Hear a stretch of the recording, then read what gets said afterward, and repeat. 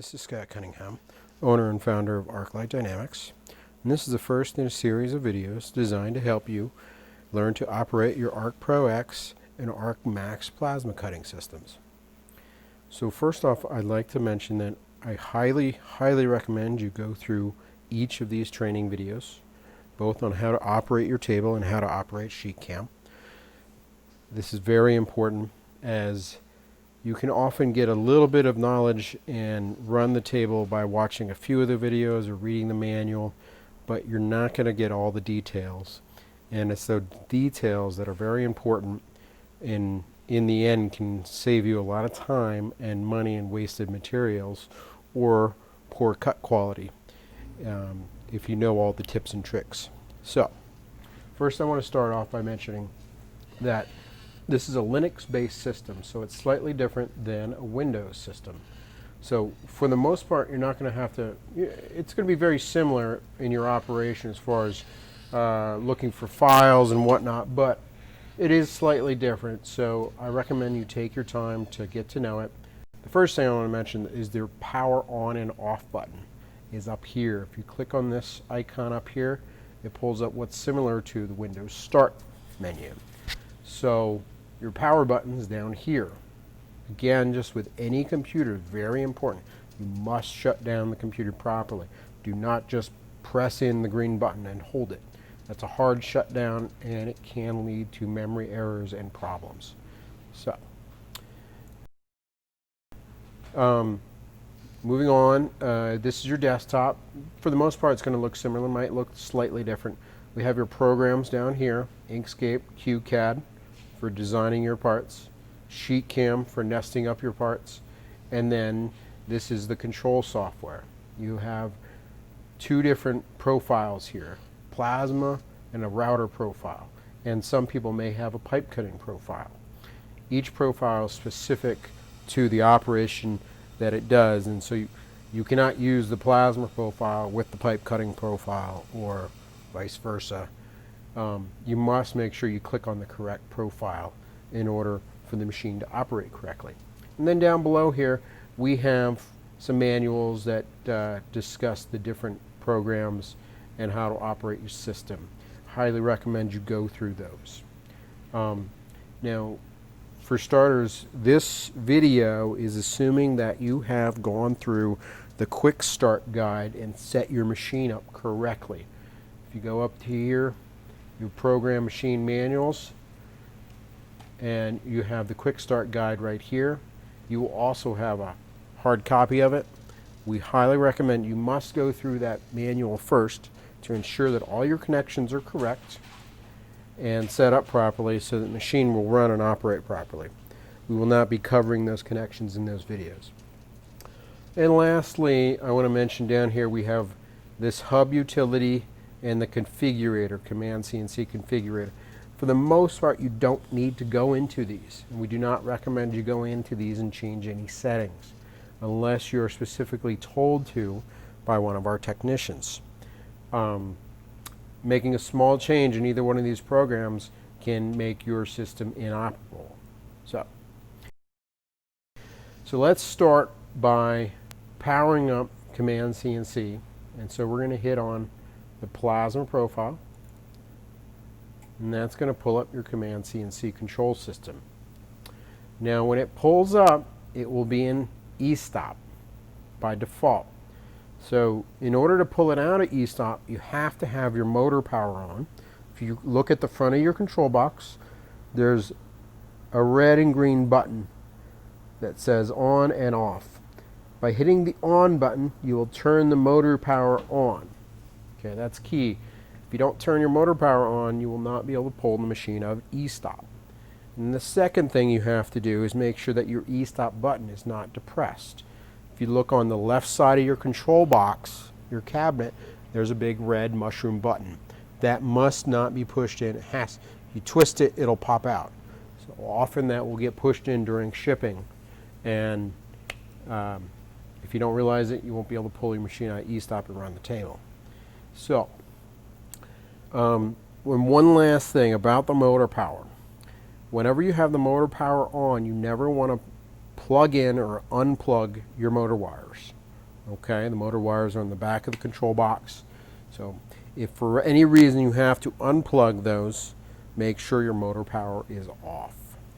Okay, so I'm going to pull this up here. I'm going to maximize this screen. If you hit F11 on your keyboard, it will go totally full screen. But in order to get it back out of this position and close it down, because obviously you can't do anything in here, you have to hit F11 again. So generally don't recommend you utilize that. So let's pull it out of e-stop. I'm going to click on this e-stop active button, and it turns it off. Now once it's out of e-stop, I'm going to pull up our webcam so you can see the machine. We're going to jog the machine. So we've already gone over this in the quick sort guide, but we'll review it. Your arrow keys control your jogging. So if I hit my arrow key to the left, it moves the x-axis to the left, which is the negative direction. If I hit arrow key to the right, it moves it to the right in the positive direction. If I hit the up arrow, it will move the gantry away from me in the positive direction. If I hit the down arrow, it will move the gantry towards me in the negative direction. Now, if I hit page up and page down, which are right above the arrow keys, that controls the z-axis, up and down. Okay? So a little more about jogging. Your jog speed is determined by this slider bar right down here at the bottom of your screen. And the speed at which you're jogging is displayed in the feed rate. So as I jog, it tells me how fast I am moving. If I change this slider, I will now jog faster. Okay? So, what I recommend is you set it to a position that is comfortable to you for making small moves. Okay? So, say I want to jog down, get close to this plate here, and I don't want to have to move close to the edge to start my cut. Okay, so this, for me, this 30%, it's a good jog speed. Now, say for an instance, I want to speed the machine up and jog it to the back of the table out of the way, or over to the other side of the table. There's two ways I could do it. I can slide my jog slider all the way over, and I will be able to jog, or I can hit the shift button. If I hit the shift button and hold it down while I jog, the machine will automatically go into full speed jog. So full speed, 600 inches a minute. If I let go of the shift, I'm back to the slower jog that I have set in the slider. Okay. Now, currently, our jog type is set to continuous. If I click on this, I can change it to what is called a step increment. Okay? So if I hit, say, 0.1 or 1/10 of an inch, every time I hit the arrow key, the machine will move 1/10 of an inch. Now this is very useful for precise positioning of the torch. Okay? So quite often I will use the 0.01, and it allows me to tap the machine over for precise alignment. Now making sure that, now I can also use the scroll wheel on my mouse when this button is active to scroll through the different sizes. But before you start with, so often you'll use this for aligning up the cut prior to making it.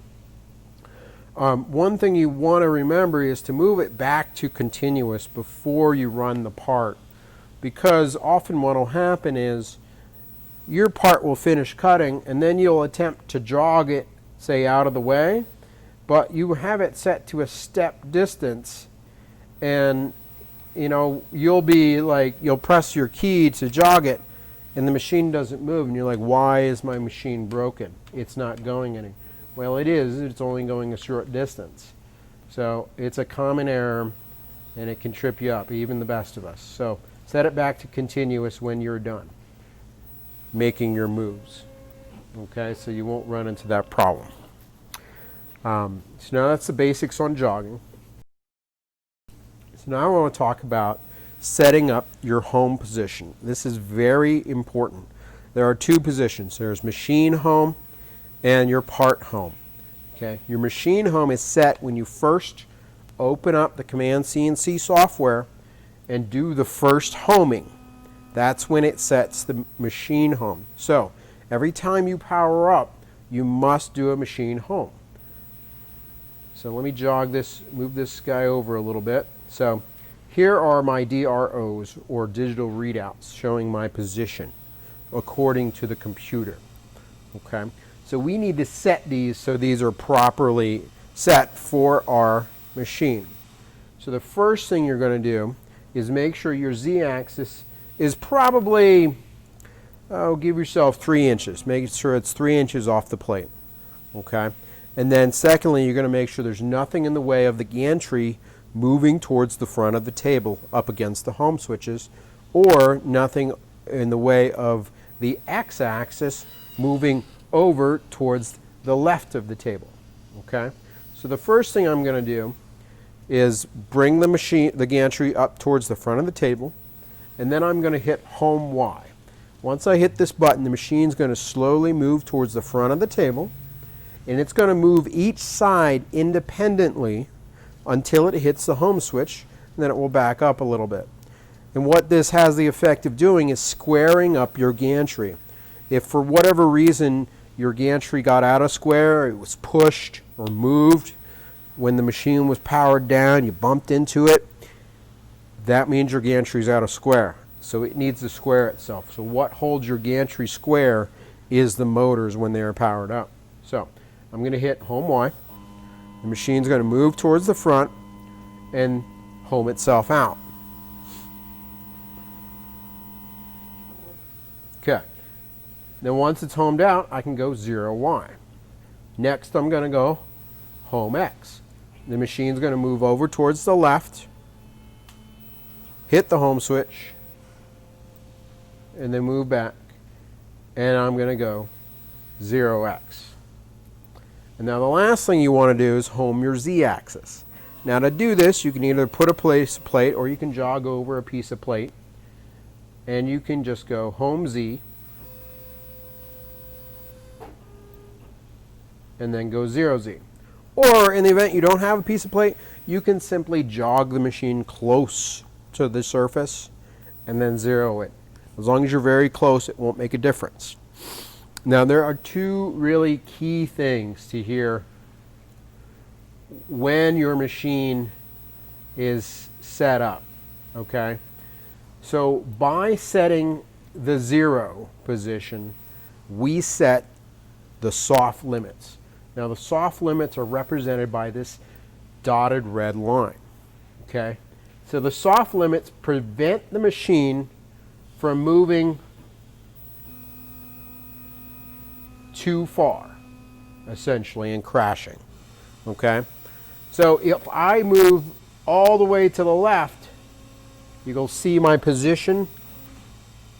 As you can see, it stopped it. It doesn't allow it to go past the home switch. Even though there is room for me to continue to move, the computer is saying, no, you can't go past that. Okay, if I move towards the front, the same thing is going to happen. It stops right there at the dotted line, preventing me from going that far, and so preventing me from crashing to the hard stops. Okay, the same thing happens on the back. So these soft limits are very important, very useful, but you must set your machine 0 when you first power up Command CNC in order for them to operate properly. If you don't, they can cause problems for you. We're not going to go into that now. That will be covered in error recovery and how you take care of errors, another video, but just very important. Golden rule, always set your machine 0. Now the next set is your part 0. Okay? Now, say I want to make a cut on this piece of plate right here, and I want to make it on the lower left of the part. I can go into that position and then zero out my X, Y, and Z. Okay, so you can see that the machine traces where your position was. Hitting this little button here, clear toolpath, eliminates that. Okay, so let's zoom in. So as you can see, okay, one thing, navigating this tool, if I hold down the right mouse button and scroll in, it zooms. If I hit the left mouse button, it drags it around. And also using the mouse wheel zooms it. Okay, so it has determined, it remembers the home, the machine home, but it has set a new part 0 here. Okay, so if I loaded up a part, it would appear right here, and it would cut out in this area. Okay, so that's the key difference. There's machine home and part home. Very important that you first home your machine when you power it up. Okay. Thing I want to mention that is relative to the machine home, and the reason why we set it is if you go under manual, okay, you have a load material button. This position is set at the factory to maximize your travel, and if you hit load material, the machine will move to this position. First it will move the Z-axis up 2 inches, and then it will move back to the back corner of the machine. So if I hit load material, up, and jogs out of the way. So that's your load material button. So I'm going to go back to the auto and jog the machine back. Now to do this, I'm going to hit the shift button so it jogs quickly.